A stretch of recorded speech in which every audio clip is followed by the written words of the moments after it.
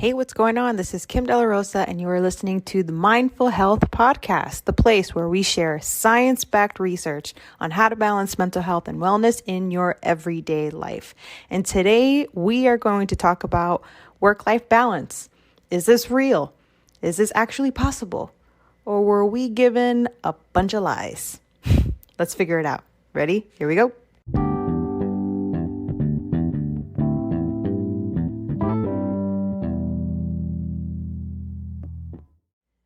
Hey there, thank you so much for taking the time to come over and listen to this podcast and some little nuggets of truth to maximize your health and wellness and your day-to-day life.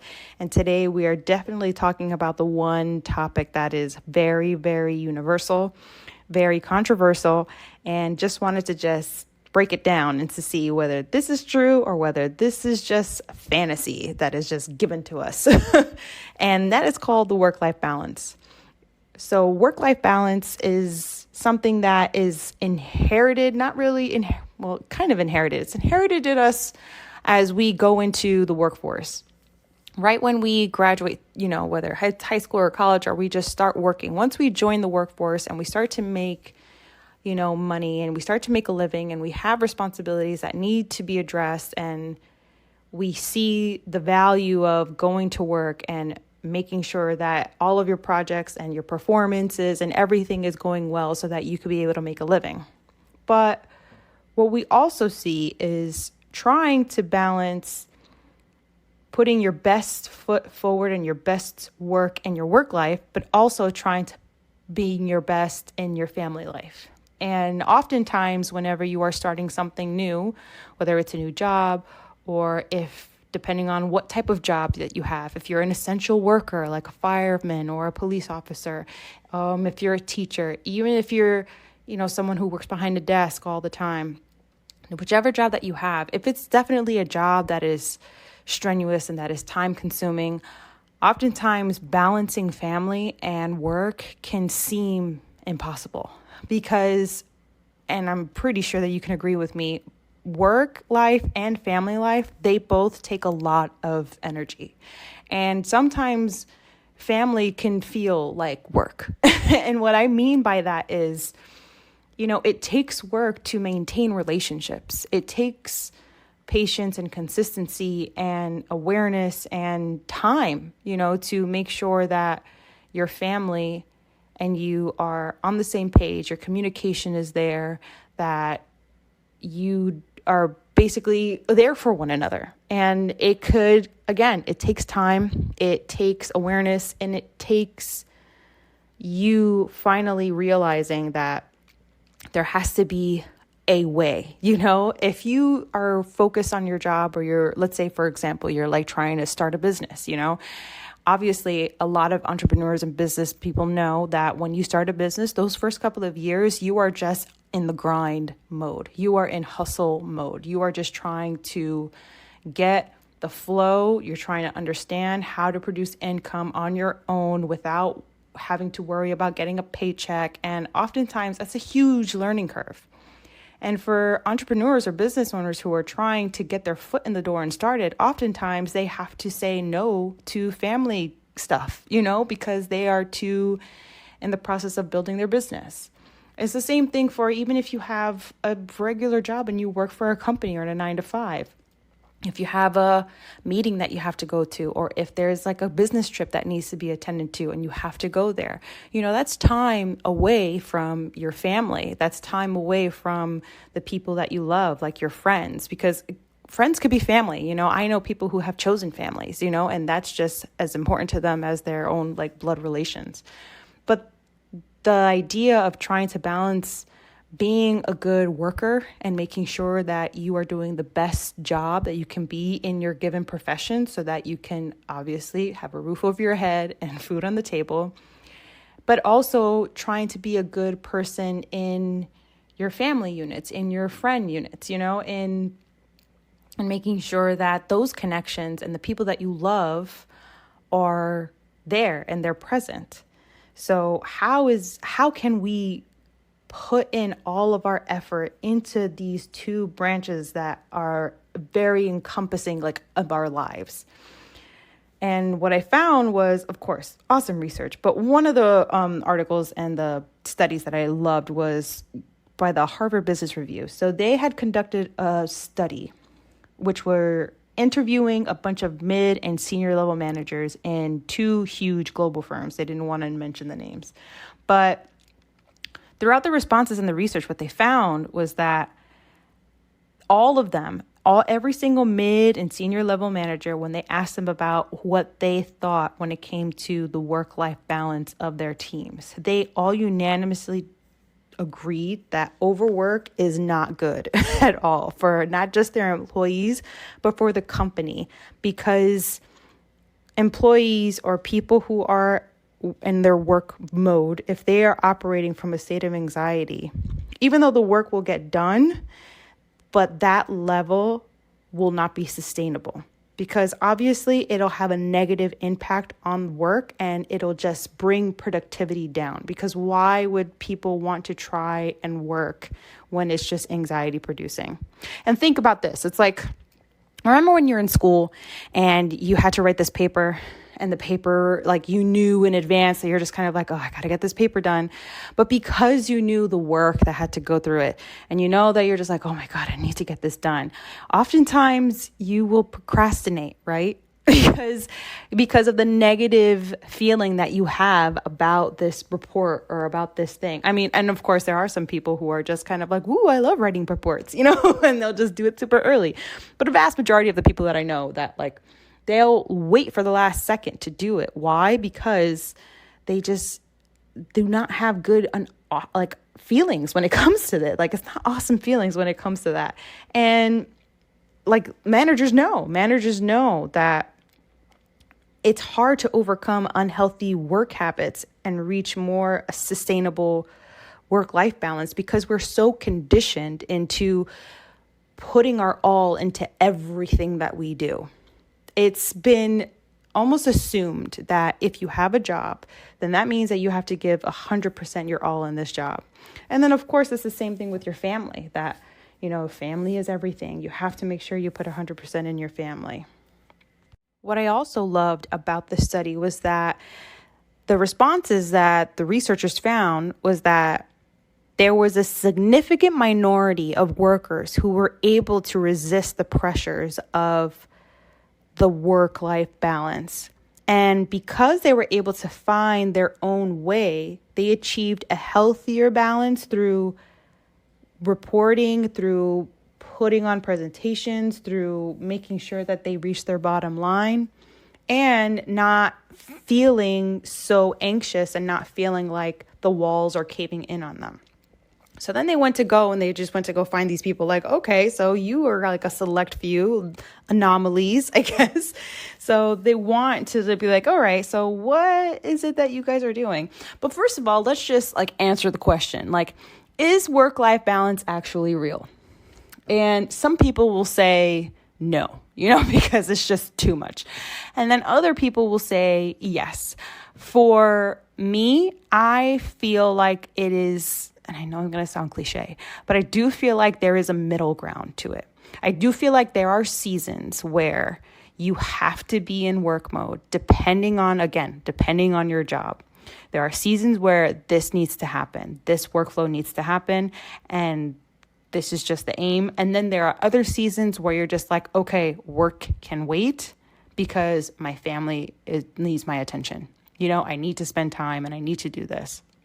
So work-life balance, it's possible. I can say that it's possible, but it's only possible depending on your circumstances, depending on who you have around you, and just depending on your day to day. So what they did was they found these people who were able to, these little anomalies who were actually able to have healthier, work-life balance. And they were just like, all right, what is it? What do you guys do? And out of a whole bunch of different, answers, the three that came out to me the most were the ones that they had just said all of them unanimously must have said this. So the top three answers of how to be able to manage a work-life balance is, one, you need a team. And what I mean by team is you cannot think that you can be able to do all of this by yourself. And not just work or family, but just life in general. Like, life is ridiculously hard. And the idea that we are able to do things on our own, we're able to do all the things by ourselves, and we could just powerhouse through all of it, that I don't know who came up with this concept, but that I think is like a bunch of malarkey. Only why? Because scientifically, human beings are community. They strive for community. Human beings are communal creatures. They have to be in groups in order to survive. They have to be in groups in order to adapt and to thrive. That's why we connect with each other so well through all different types of communication, really. I mean, check this out. Like, you're here, right? You're listening to this podcast. This is a form of communication. We all need each other in a way, but obviously you don't want any random person into your life. But we all need a team. We need a team of people that are going to help us through our work-life balance, which is a day-to-day thing. And that could be a number of things. Like, having a team of people, for example, it could be, having a family member who comes by and helps you out to like watch your kids while you do something, Part of the people in your team could be a therapist or counseling. It could be a time management trainer. It could be childcare. Having people on your team could be just a support group, just people who you can call on and say, hey, I'm having a really shitty day. And that person could just hold space for you. Understanding that you cannot do this alone actually gives you not just the freedom to know that you don't have to, but it also gives you the opportunity to let other people in who actually want to help you. And what I mean by that is, whenever we are in work-life balance mode, we think that since we are the curators of our life, we're the only people that need to do all the things. Like, we are the only capable person that is aware of what needs to be done, and if you just have to do it yourself, you just have to do everything yourself because you're the only one that's good at doing this, and you can't delegate, you can't do all of this, and yada, yada, yada. But what I'm asking you to do is find a team, find a group of people that you can be able to delegate to. And what I mean by delegate is not ordering around, but delegating in a way of like, hey, I'm going to need some help, when it comes to for dinner tonight or something like that. Can you help me? Or, hey, I'm probably going to be able to do this meeting or something like that. I need somebody to like listen to me and hear me out. Can you help me with that? Or, hey, I want to plan a vacation and I want to spend time with this family, but I really don't have time to figure out any options or something like that. Could you maybe help me to do this? And I realized the importance of a team when I became a parent. Anyone who is a parent, anyone who has a child or who is a caregiver of children knows that the old time saying, which is true to this day, which is that it takes a village to raise a child, and it just takes a village to manage a village. Honestly, that's like my new catchphrase is it takes multiple people to help you towards whatever dream that you want to have. So if you do want to have a work-life balance that is going to manifest just a lot of amazing memories, understand that it's okay to ask for help. It's okay to come up with a team, and it's okay to have people by your side whenever it comes to, balancing it all. Because again, we're not supposed to do it all. We're not supposed to. We're supposed to have a group of people. So find your tribe, find these groups of people that are going to be able to help you out along the way, keep them close, stay connected with them, and share whatever help or thing that you need. The second method to what they did when it came to work-life balance is setting a timer or an out-of-office message. And this is for, I guess, just you yourself as an individual instead of asking for people. This is almost like a tip that people have created for themselves. And that is, you have to know that you are the only one capable of setting boundaries and limits. And I can't like tell you how many times I've had a conversation with my dad, and him explaining to me, which he was a former Marine, so it's always funny talking to him. But I remember having a conversation with him before he retired, and he basically said that his job was kind of like overworking him because he was such a good worker. Like, he loved his job, he loved what he did, but he realized that they were giving him more and more and more and more work, and he couldn't understand it because he had so many other people on his team who were capable of doing all of these stuff, but they weren't assigning any of them work. They were only assigning him work. And the reason why was because he was putting his all into every single thing. So much to the point where he was just on massive burnout. And he just did not like going to work. He hated like having to go in and knowing that he had a whole bunch of things on his to-do list while the rest of the people on his team who were younger than him didn't have the same capacity of the things that they had to do. And that was when he kind of looked at me and he was just said, you know what? I'm just going to have to say a boundary. I'm just going to have to set something with my team, with my managers, and say, hey, listen, so this is the boundary that I have. I can be able to work and I love my job, but I am only able to do this amount. Like, this is my set boundary. And obviously, because he had worked in that company for years and he was on his way to retirement, that they were actually able to listen to him and they heard him out and they realized, oh, okay, we are giving him too much. But he knew that he had to instill that boundary, not just with his manager, but with himself, and knowing that, hey, this is my limit. And that's honestly one of the main things that comes with the work-life balance, that because of our jobs and because we work in places that obviously need us to thrive, we can sometimes mix in the work in with the family, and sometimes we don't know how to clock out, especially now in the land of technology and where people are going home with, work phones now. They're bringing their laptops home. They have, meetings on the weekends. I know people, who work at jobs that have meetings on the weekends, not even for their own business, but for businesses of other people that they're working for, So understanding that and knowing that unless you set that boundary for yourself, no one is going to do it for you.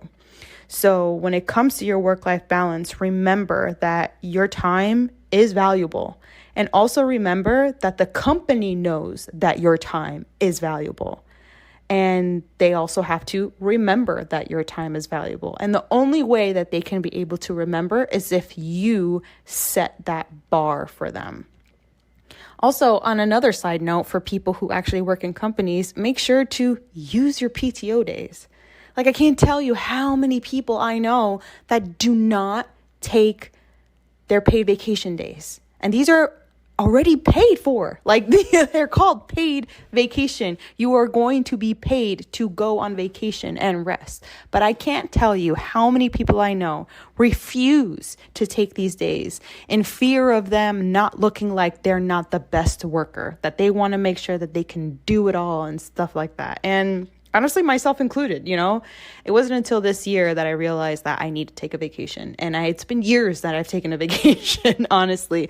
But this was something that I had to learn for myself as well. I was like, whoa, you're probably going to put yourself in burnout if you don't set these limits and if you don't take the time to rest so that you can come back to your job as an even stronger, more rested, more resilient worker or employee, or however you want to call it. So, if you work for a company, just please remember to take your vacation days. Like, they are there for a reason. Please take them.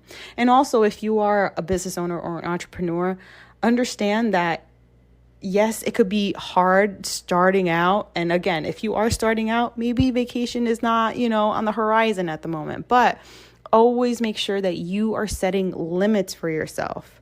So setting a timer actually helps when it comes to understanding that, okay, if I'm going to be doing this work, I'm going to put a timer. And once the timer finishes, that's it. I am done. The timer gives you permission to be like, okay, so I have set an amount of time. Let's say, for example, I'm going to be given a task for 30 minutes. I'm going to set a timer for 30 minutes. And then at the end of those 30 minutes, I am done with this task.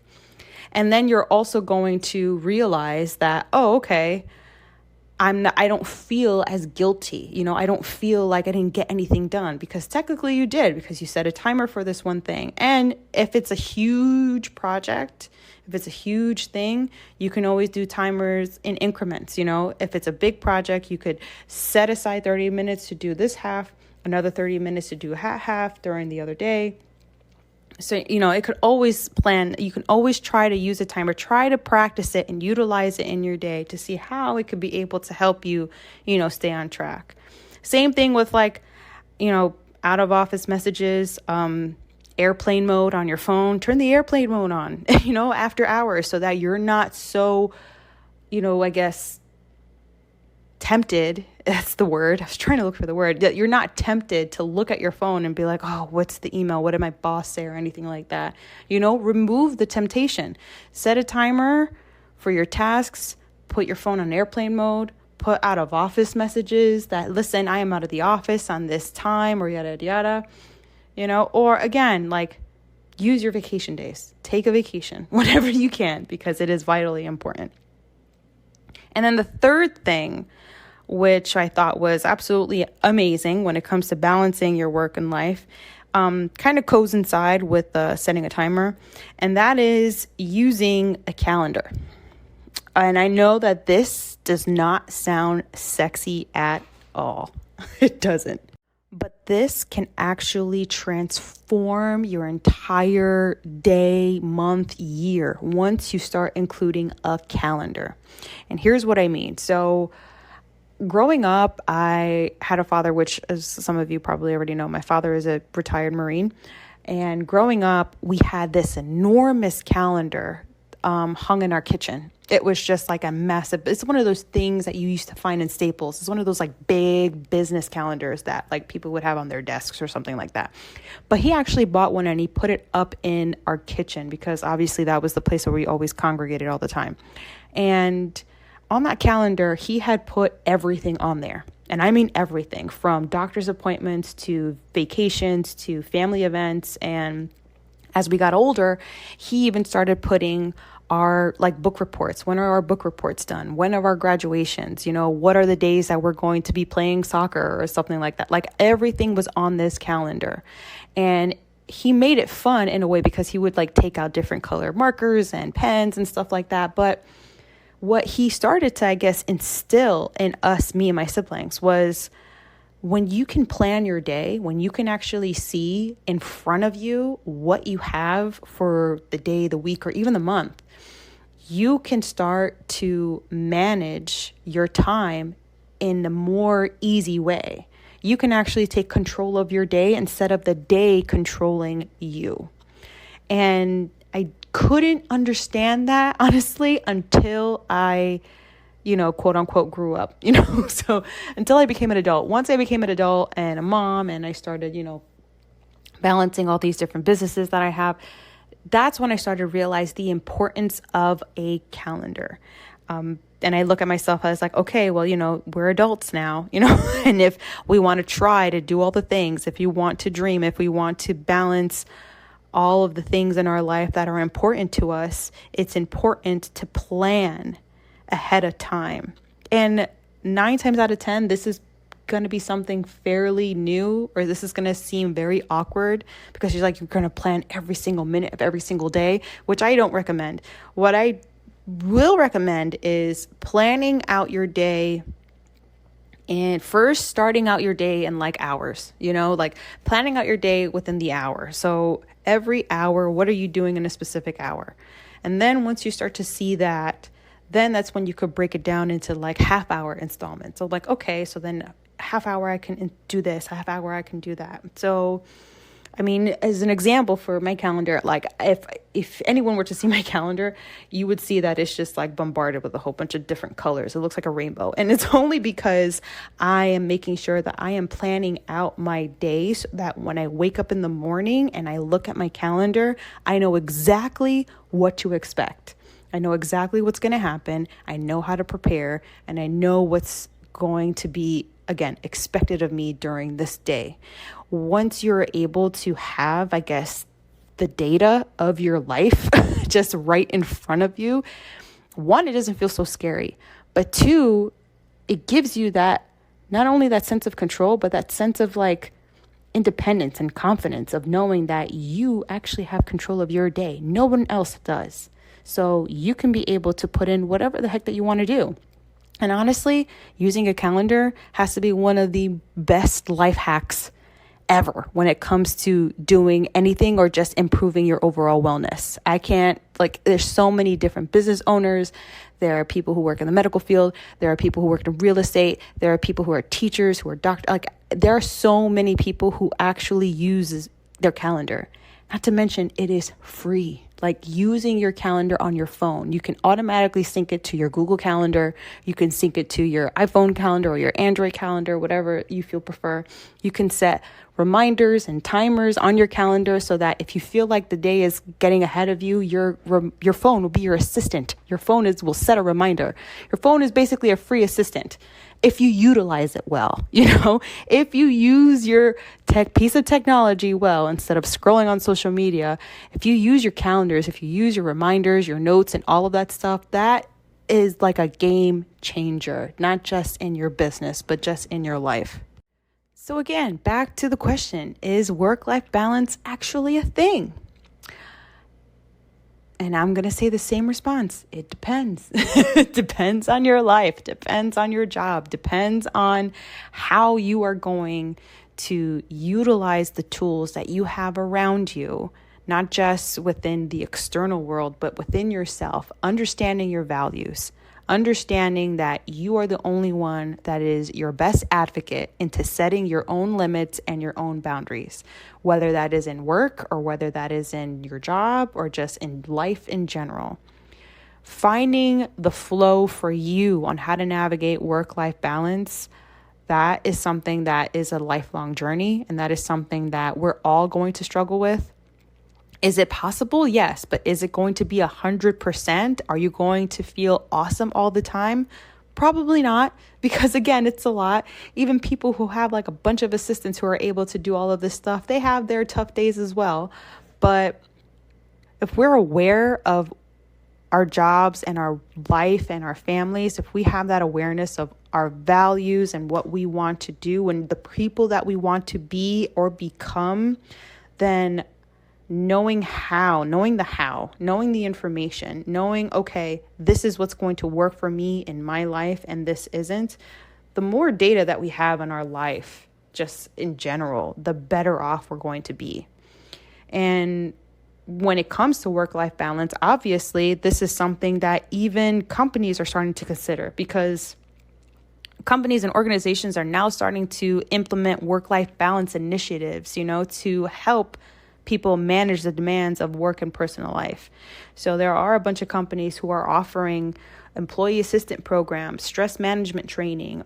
They're offering discounts on childcare facilities or childcare offsite type stuff. There's also free training on time management and stress management that a lot of companies and organizations and corporations are now implementing into their work culture, because they want their employees to understand that, yes, working is hard, balancing your family is hard, but we have you covered. And when businesses are able to create a culture like that, not only does it benefit the company, it benefits the team, because then employees are going to want to continue to work. They're going to want to stay because they're going to feel valued by you. So if you do work at a place that has these opportunities, definitely look them up, because 9 times out of 10, those things could be free, getting a trainer or getting something, some benefit that comes with your company. Just You could speak to your HR rep, try to look at what are the benefits that you could be able to like use and implement. And some of them even have like fitness benefits, that they're just like, hey, if you do this or if you join a gym and you go to the gym this many times a day, you'll get a reimbursement type of thing. A lot of companies and organizations are giving great benefits and initiatives on how employees could balance work and life. So if you do have a job like that, definitely speak to your HR rep. Go to, human resources and just start asking, looking around. And if you are a business owner, or if you're a company and if you have a team, understand that giving them the tools and giving them information on how they can be able to balance it and validating that, yes, you do need some time off and that taking time off is actually beneficial to your company and to the bottom line. Your team is going to want to work harder and your team is going to want to stay. And that's it for today. I hope that this was well worth it. I hope so. If you like this information, definitely let me know. And if you had any questions, feel free to reach out to me at KimberlyDelaRosa.com, or you can go on social media at Kim Delaro. Send over your questions, send over your comments. If you like the podcast, definitely add some stars on Apple Podcasts or follow us on Anchor, on Spotify, on iTunes, like anywhere podcasts are streaming. Definitely hit the like, let me know what you think, and I hope you have an awesome day. Bye.